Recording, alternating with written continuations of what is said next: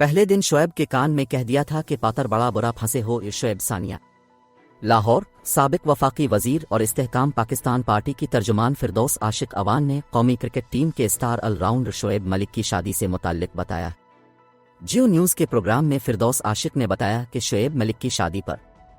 انہوں نے سونے کا تاج کرکٹر کو تحفے میں دیا تھا۔ انہوں نے مزید بتایا کہ شعیب نے جس کلب کے ساتھ کرکٹ کا آغاز کیا وہ میرے عزیز کا تھا، انہوں نے ہی شعیب کو شعیب ملک بنایا۔ کرکٹر کے پاس کٹ نہیں ہوا کرتی تھی، میرے عزیز نے اسے کٹ دی، پھر اسے کلب لائے، ٹریننگ اور کوچنگ سب انہوں نے کروائی۔